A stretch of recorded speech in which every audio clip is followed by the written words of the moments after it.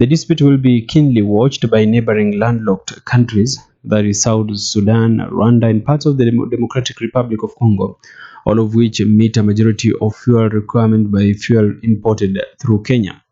The latest dispute could jeopardize the trade relations between Kenya and Uganda. Katika kauli ya hivi ambapo walikuwa wameweza kukaa na wanahabari, Rais William Ruto alisema kwamba hakuna utata wowote uliopo kati ya Kenya na nchi jirani, hasa kuhusiana na swala hili la mafuta kuweza kupitia humu nchini. Lakini tunavyoona ni kwamba hivi sasa Uganda imeweza kuelekea katika mahakama ya East African kuweza kuelezea kuhusiana na swala hili, ambapo serikali ya Kenya imeweza kuikataza kuweza kupitisha mafuta yake humu nchini kuelekea nchi yake. Kumbuka Uganda is a landlocked country ambayo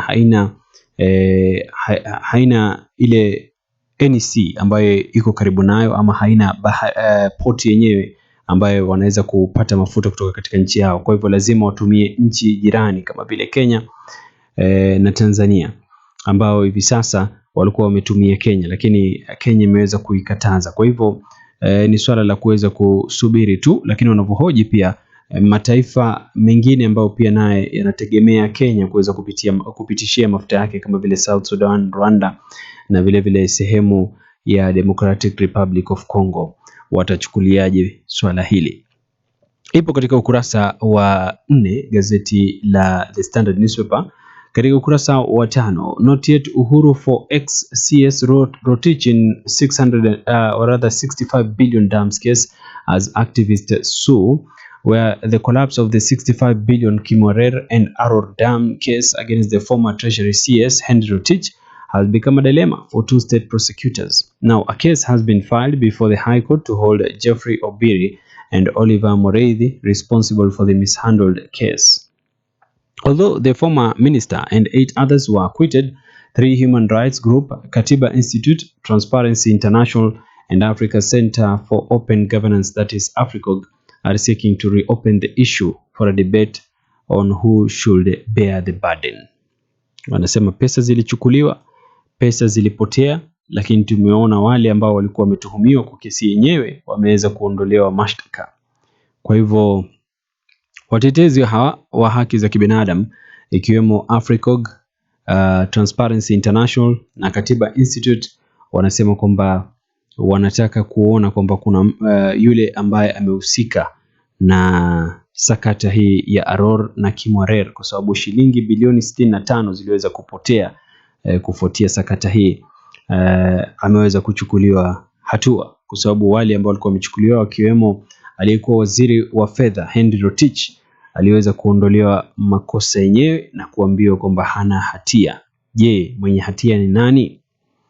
Lakini katika mahojiano pia ya hivi karibuni tulisikia kwamba hakukuwepo na kandarasi, haikufanyika. Je, ukweli uko wapi? And governor wants Ruto to fulfill Tsavo revenue sharing pledge is another story on page 5. Now, a look at page 6.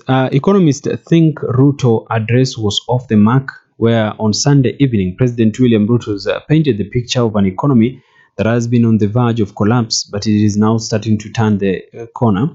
While acknowledging he had made unpopular decisions that made life worse for Kenyans last year, the president in his New Year's address noted that these were painful in the short term, but will bring about gains in the long term. He said the painful decision had rescued Kenyans from economic paralysis and propelled the country towards a bright future. The president projected a bullish image, noting that the pressing issue of the high cost of living is being handled.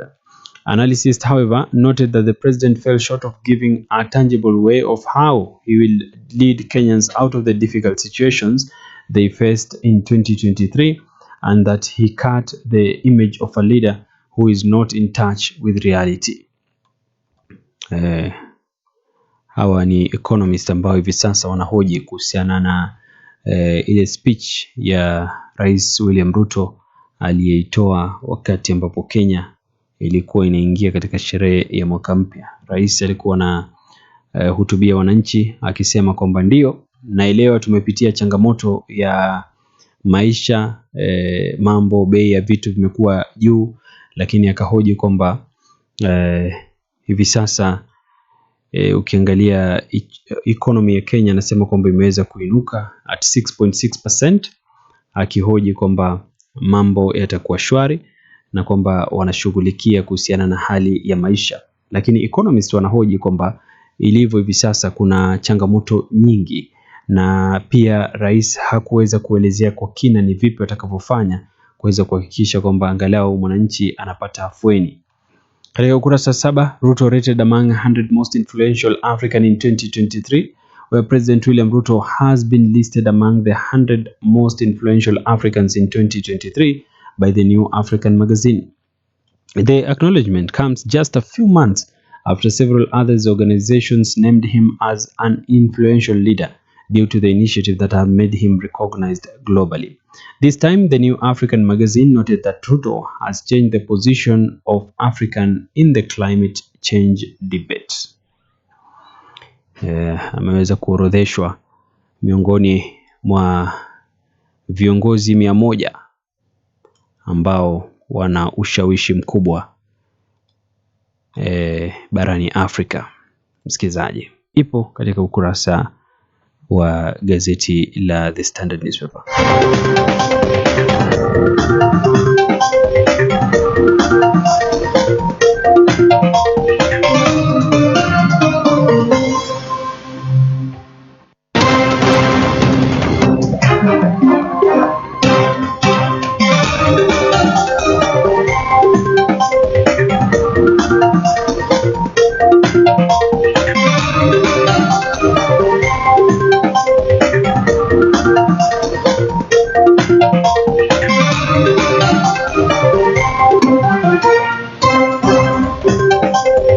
Katika ukurasa 8 wa gazeti la The Standard Newspaper wanasema at least 4 million learners to benefit from a feeding project. Picha hapa ikimuonyesha Rais William Ruto na naibu wake Rigathi Gachagua wakiwa katika mojawapo ya shule za chekechea pale wakipeana vyakula. Anasema at least 4 million learners across the country are set to benefit from the school feeding program, according to the Basic Education Principal Secretary Bellew Kipsang. The PS said the program additional funding of 7.7 billion shillings will be required to successfully implement the program. National Council of Nomadic Education in Kenya, that is NACONEC, Chief Executive Harun Yusuf, who is implementing the program, said they will fundraise to help needy children. Mikakati ya serikali kuhakikisha kwamba hasa shule za chekechea wanafunzi wanapata chakula cha mcha na vile vile pengine staftahi za asubuhi, pia kuweza kuhakikisha kwamba angalau wanafunzi hawakosi chakula, kwa sababu kiukweli wengine pia nao wanakosa masomo kwa sababu hata chakula haipatikani. Kwa hivyo ni mojawapo tu ya mbinu nzuri hizi ambazo zinaanzishwa na serikali kuweza kuhakikisha kwamba wanafunzi wanapata chakula shuleni. Katika ukurasa 9, Raila tells ODM politician to stop in fighting premature's campaign, where opposition chief Raila Odinga has warned ODM elected leaders against engaging in premature campaigns that will threaten party unity and compromise service delivery to the people. Now, speaking during a dinner get together with Kakamega ODM leader at Governor Fernandez Baraza's Mutungu resident, Raila urged them to stop rocking the party from within. He urged the leader to hold their horses until 2026, when the countries will be approaching the next general election. Kinara wa Azimio huyu Raila Odinga, ama kinara wa Azimio, akizungumza na baadhi ya viongozi wa ODM akiwemo Gavana Fernandez Baraza ambaye alikuwa anazungumza naye hapo jana, akiwataka waweze kuhakikisha kwamba chama cha ODM kinasalia imara. Na Khalwale hit out at Raila over plan to resume street protest over the high cost of living. Now, Kakamega Governor Boni Khalwale has appealed to ODM leader Raila Odinga not to resume planned nationwide demonstrations, saying they will only hurt the country. Dr. Khalwale, who spoke in Malava constituency in Kakamega County on Friday, said the protest will not improve the lives of Kenyans. in any way.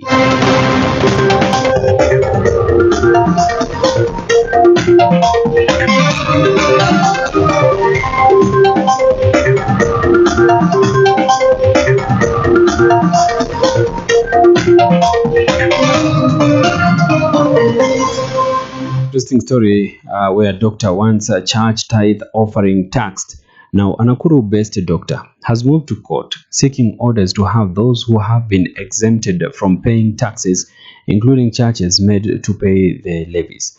Now, in his suit before the High Court in Nairobi, Margaret Kenye wants tithes, offering and donations to be taxed. He wants any person and entity exempted from taxation to be subjected to taxation.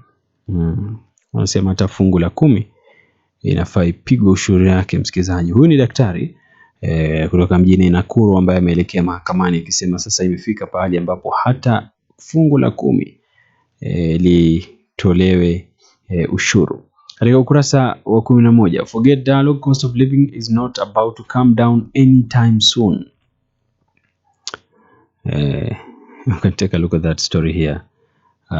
This is according to the Dialogue Committee NADCO report. Wanasema kwamba hata kama kulikuwepo na mazungumzo kurejesha gharama ya maisha chini itakuwa ni mtihani sana. State must listen to cries of many ease cost of living. Is on opinions page of the Standard, saying as we venture into the uncharted depths of the new year, warning shots have already been fired across the Kenya Kwanza's bow. Now, first, the opposition has demanded that the government should bring down the cost of living and stop forcing the housing levy down the throat of workers or face industrial action. Now, the clergy has asked the government to act fast to curb want-on corruption in both national and county government, as well as lower the cost of living. The Kenya Human Rights Commission has also asked the government to fight runaway corruption and stop riding roughshod over the independent institutions. While these are the issues dear to Wanjiko, the opposition's threat to call street demos should have the government sit up and listen. We went down the path mid last year and the results were disheartening.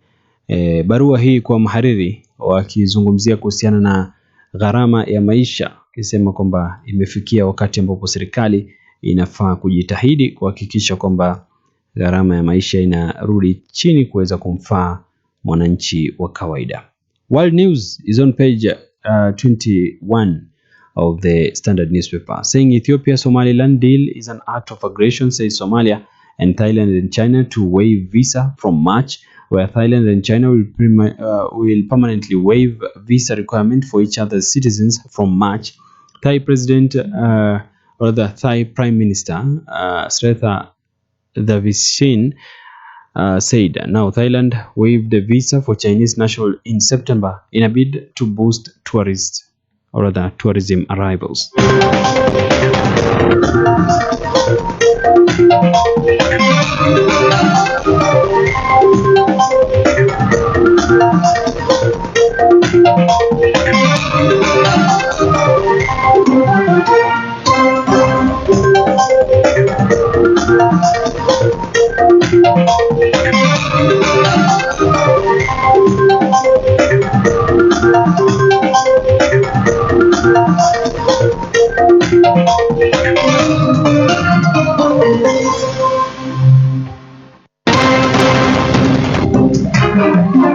We take a look at the Daily Nation newspaper. Daily Nation newspaper on page 2, police allowed to hold suspect in athlete's murder for 21 days. These are the suspects who are said to have killed Benjamin Kiplangat, Kenya-born Ugandan athlete who was killed in Eldoret. Now, nothing we can do about higher expressway charges, says yes. Now, the government has defended the new charges for motorists using the Nairobi Expressway, which came into effect on Monday. Road Transport and Public Works Cabinet Secretary Kipchumba Murkomen also denied claims that the new charges were almost doubled. The new charges have risen from between 100 shillings and 310 shillings to between 170 and 500 between Mlolongo and Westlands, from Mlolongo to SGR and the Eastern Bypass. The charges have risen from 100 shillings to 250 shillings, while to the Eastern Bypass has increased from 210 shillings to 330. Those exiting at Museum Hill and the Mall and Haile Selassie from Lolongo will pay 410 shillings from the previous 210 bob. Wamesema hawana budi ila kupandisha pesa hizi za wale ambao wanatumia barabara ya expressway. Sema hii ni kulingana na hali ilivyo ya nchi hii. Bei ya kupitia barabara yenyewe imeweza kupanda kwa 38.9%. Kwa hivyo kama unatumia barabara yenyewe, wanasema pahali ambapo ulikuwa unalipa shilingi 100 imeweza kuongezwa hadi shilingi 250. Kama ulikuwa unalipa shilingi 210, imeweza kuongezwa hadi shilingi 330, na kwa yule ambaye alikuwa analipa shilingi 410, samahani, kwa wale ambao walikuwa wanalipa shilingi 210 wameweza kuongezewa hadi shilingi 400 na shilingi 10 kutoka Mlolongo hadi eneo la Haile Selassie. Msikilizaji, anasema jana katibu wa Wizara ya Usafiri Bwana Kipchumba Murkomen alizungumzia swala hili na akasema kwamba hawana budi ila kuweza kuongeza pesa hii, msikilizaji, kwa sababu ya hali ilivyo. Nadhani itakuwa kwa yule ambaye anatumia barabara hii, uko na option pia, labda pengine hauna, itabidi utumie barabara ambaye haulipii. Mombasa charging Skyline a threat to its heritage status is also another story you can take at. Wanasema kwamba kuna buildings kule Mombasa ambazo hivi sasa zinachipuka, ambazo zina kuwa ni buildings ambazo ni ndefu sana. Mombasa ilikuwa inajulikana katika zile old buildings ambazo zilikuwa zina weka utamaduni wa kaunti ya Mombasa. Wanasema huenda ikaathiri utalii katika eneo hilo. Waweza kuangalia habari hiyo vile vile katika ukurasa 4. No court of law will stand in my way, Ruto declares. President William Ruto yesterday vowed to disregard court ruling or injunctions that he says are meant to derail his government agenda, especially those by corrupt judges. For the second time, the president accused unnamed judges of corruption, alleged bribery in some of the court's ruling that have halted some of his key programs, including the universal healthcare and housing project.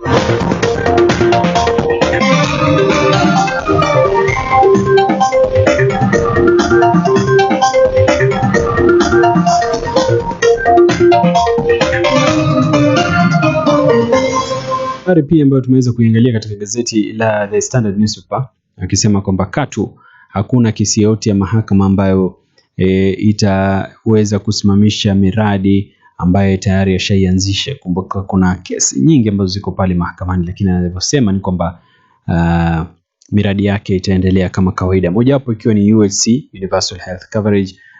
Kuna mradi pia wa serikali unaohusiana na swala la UHC, kuna swala la NHIF na kadhalika, msikilizaji, akisema kwamba hata mkipeleka kesi mahakamani bado miradi itaendelea kama kawaida. Katika ukurasa 5, governors splash on offices as development takes backseat. Now at least 8 governors spending more than 10% of their county's budgets for the period between July and September 2023 to run their offices. Now, a report by the Control of Budget has revealed in total 10 governors either spent more than 10% of their quarter one budgets or more than 100 million shillings to run their offices. This saw the counties splash 2.16 billion shillings, that is 16.1% of their total spending of 13.4 billion shillings on their offices.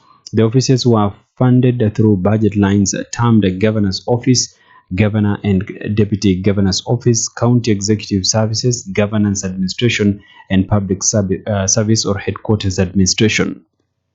Wanasema pesa nyingi zilitumika katika kuweza kuhakikisha kwamba zile services katika zile ofisi za magavana zinafanya. Yani pesa nyingi zilitumika katika ofisi za magavana kiuchache tu. Shilingi bilioni 2.16, that is close to 16.1% ya budget ambao magavana walikuwa wanatumia katika ofisi zao. Wengine wanasema ni kukarabati, kununua hii na ile, lakini ni pesa nyingi ambazo zinasemekana zimetumika katika kuweza tu kuendesha ofisi ya gavana kwenye county ya magavana sana, hasa msikilizaji. Katika ukurasa 6, bursary crisis as school reopens, where learners from poor families who depend on bursaries to pay fees risk being turned away when schools reopen on Monday, following a delay to disburse National Government Constituency Development Fund (NGCDF) cash. The National Treasury has now disbursed not disbursed even a shilling to the 290 constituencies since last July, threatening the learning of thousands of needy students. The fund is disbursed quarterly, implying that the constituencies should by now have received 75% of the monies. Now, members of the parliament yesterday described the delay as an extremely unfortunate state of affairs. Mpaka sasa pesa za CDF hazijapelekwa katika maeneo bunge. Wanavyosema ni kwamba shule zikifunguliwa kuna wanafunzi wengi ambao huwa wanadepend na pesa hizi za CDF. Kwa hivyo huenda wakarejeshwa manyumbani iwapo pesa hizi hazitapatiwa wabunge. Utakumbuka kwamba wabunge wengi wamekuwa wanatumia pesa hizi kuweza kuwafadhili wanafunzi ambao hawajiwezi katika maeneo bunge, na hivi sasa kama haijafika basi na shule zinafunguliwa, huende kawa mtihani kwa wale wanafunzi ambao hawana pesa. Now, Raila piles pressure on state to release 87 billion shillings capitation funds to school by Monday. Now, opposition leader Raila Odinga has told the government to release over 87 billion shillings he says it owes school for the 2022-2023 and 2023-2024 financial year before the institutions reopen next week.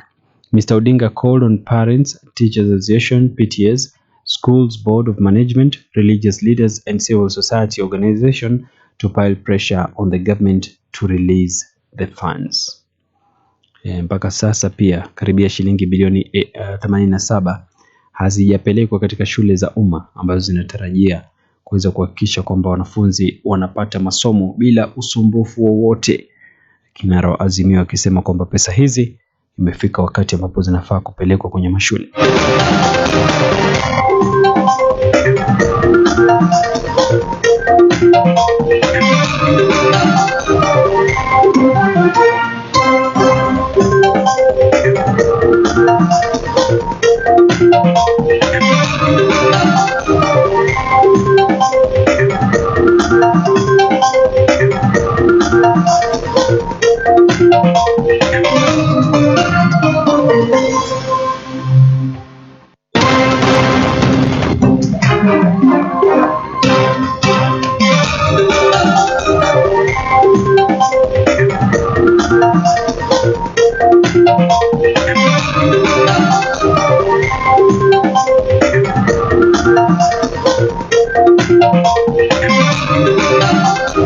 La Taifa Leo, msikilizaji, unasema Museveni ashtaki Kenya. Katika siku za hivi majuzi uhusiano baina ya rais wa Uganda na mwenzake wa Kenya umeonekana kuingia dosari.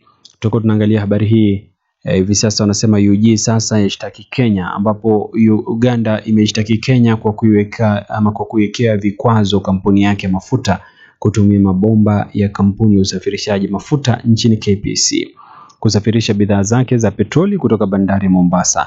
Yanajiri wiki chache baada ya Rais William Ruto kukanusha kuwepo kwa tofauti zozote kati yake na mwenzake wa Uganda Bwana Yoweri Museveni kuhusu masuala ya usafirishaji wa mafuta. Katika kesi iliyowasilishwa katika Mahakama ya Haki ya Afrika Mashariki EACJ, mwanasheria mkuu wa Uganda anaishtumu Kenya kwa kukiuka vipengee kadhaa vinavyounda mwafaka wa Jumuiya ya Afrika Mashariki na utaratibu wa kuanzishwa kwa soko la pamoja na jumuiya hiyo EACCM. Msikilizaji, inaonekana kwamba urafiki kidogo unaonekana kuwa na dosari pale katika nchi ya Kenya na Uganda, hasa iwapo Kenya itakataa katakata mafuta ya Uganda yasisafirishwe kupitia nchi hii. Katika ukurasa wa pili, mshahara wa maafisa wa polisi kuongezwa Julai, asema Gachagua, ambapo serikali imewahakikishia maafisa wa huduma ya polisi nchini NPS, huduma ya magereza na huduma ya vijana kwa taifa NYS kwamba nyongeza ya mishahara yao ya 40% itaanza kutekelezwa Julai mwaka huu. Naibu Rais Rigathi Gachagua amesema serikali ya Kenya Kwanza inayoongozwa na Rais William Ruto imejitolea kutekeleza mapendekezo ya ripoti ya mageuzi ya polisi yaliyokusanywa na jopo kazi linaloongozwa na aliyekuwa jaji mkuu David Maraga. Tutarajie kwamba wataongezewa kikamilifu 40% hiyo. Katika ukurasa wa 3, wanafunzi kukosa basari ya CDF, ambapo wanafunzi kutoka familia maskini wanaotegemea basari kulipiwa karo huenda wakafukuzwa shuleni Jumatatu baada ya serikali kuchelewa kusambaza fedha za hazina ya kitaifa maendeleo katika maeneo bunge, yani NGCDF. Hazina kuu haijatoa mgao wote wa maeneo bunge 290 tangu Julai, hivyo basi kutishia kukatiza masomo ya maelfu ya wanafunzi kutoka familia maskini. Kama nilivyokueleza na ulivyosikia katika habari pia katika gazeti la The Daily Nation, wanasema pesa hazijafika, kwa hivyo wanafunzi wengi huenda wakakosa masomo yao. Na Ruto atajwa maarufu Afrika ila nyumbani. Anasema huku Wakenya wengi wakimlaumu Rais William Ruto kwa kuondoa hitaji la visa kwa raia wa kigeni wanaozuru Kenya, hatua hiyo imemfanya atambuliwe kama mmoja wa Afrika waliokuwa na ushawishi mkubwa mwaka 2023. Katika toleo la kwanza la jarida la New African Magazine, Rais William Ruto ametajwa kuwa mmoja wa watu maarufu barani kwa hatua hiyo. Yanajiri mwezi mmoja baada ya jarida hilo na makao yake ambayo lina makao kule Amerika, Time Magazine, kumworodhesha miongoni mwa viongozi 100 wenye ushawishi mkubwa duniani. Anasema ila hapa Kenya watu hawaoni kama ndio ana ushawishi mkubwa. Katika ukurasa wa 4, shirika la Linda Mazingira kupiga vita mizozo ya wafugaji, ambapo washikadau wameonya kwamba athari za mabadiliko ya tabia nchi na uharibifu wa mazingira ni tishio kwa amani katika eneo la Kerio Valley linalokumbwa na mzozo wa malisho na maji. Shirika la Christian Impact Mission linalofanya kazi kaunti ya Baringo na Pokot Magharibi limeanza mpango wa kutunza mazingira ili kudumisha amani eneo hilo. Kulingana na mkurugenzi wa shirika hilo, Askofu Titus Masika, mabadiliko ya tabia nchi si chanzo cha moja kwa moja cha mizozo ya kijamii, lakini kwa upande huongeza hatari ya migogoro. Na Maina Njenga ahidi kuandaa mkutano mwingine mlimani. Kumbuka alikuwa ameandaa mkutano kule Nyeri lakini ukatibuka. Aliyekuwa kiongozi wa kundi haramu la Mungiki, Bwana Maina Njenga, amesisitiza kwamba harakati za kuandaa mkutano mkubwa wa viongozi wa Mlima Kenya ukiongozwa na Rais mstaafu Uhuru Kenyatta bado zingalipo.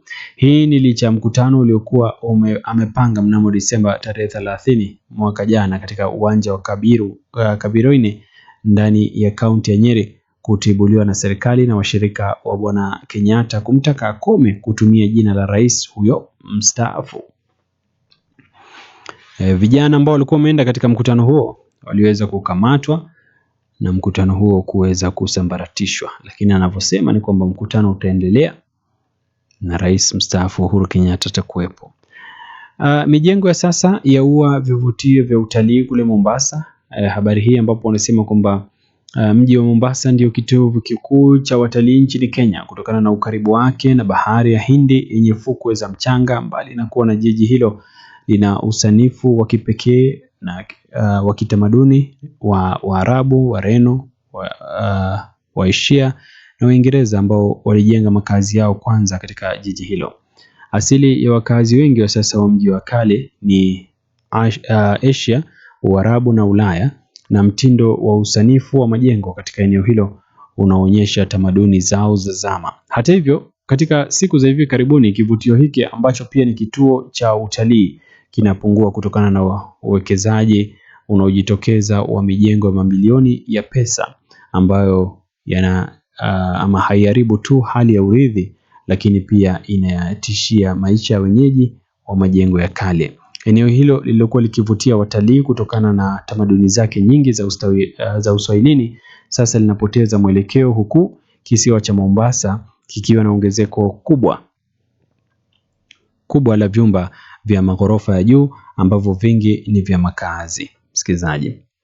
Residential, msikilizaji, ambazo ziko na ghorofa na kadhalika. Wanasema hii inachafua picha ama inaharibu picha ya kaunti ya Mombasa, msikilizaji. Huzuni, mhudumu wa bodaboda akiuawa na simba mzururaji Shimba Hills.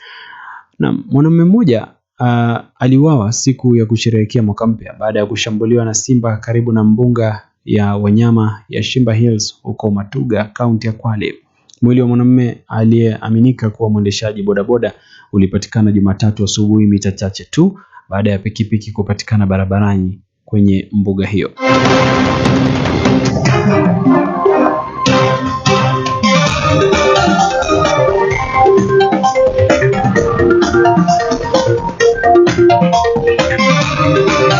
Sema kwenye tahariri, Kenya itatue mzozo wake wa kibiashara na jirani Uganda. Kushtakiwa kwa Kenya kwa kuiwekea Uganda vikwazo vya kutumia bomba la kusafirisha mafuta kunazua mkwaruzano wa kisheria na kidiplomasia unaoweza kuvuruga uhusiano wa miaka mingi kati ya nchi hizi mbili jirani.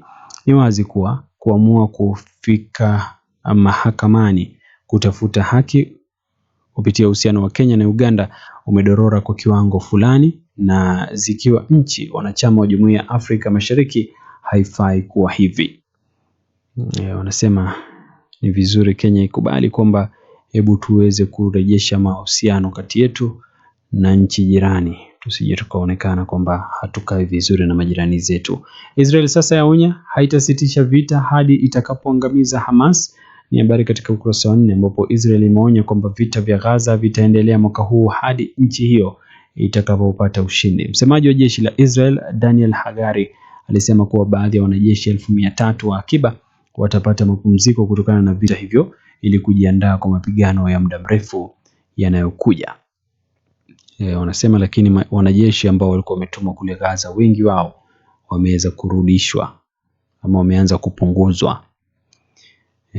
Na Papa ataka mazungumzo maaskofu 14 wakinaswa.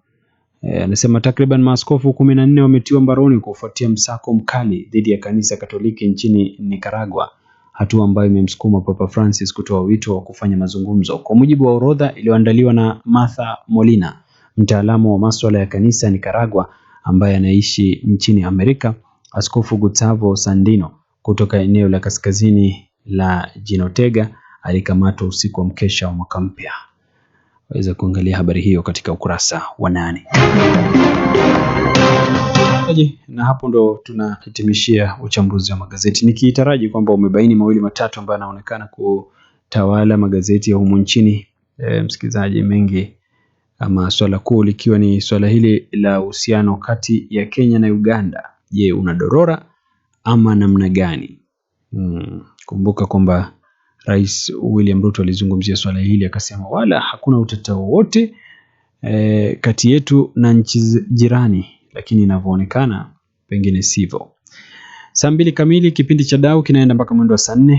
Wenzetu tutakuwa wanaingia hapa msikilizaji kuweza kukufaa mpaka mwendo wa saa 4, kwa hivyo usije kuondoka. Naitwa Abubakar Juma, asante sana kwa muda wako. Endelea kuwa nasi. Assalamu alaikum warahmatullahi wabarakatuh.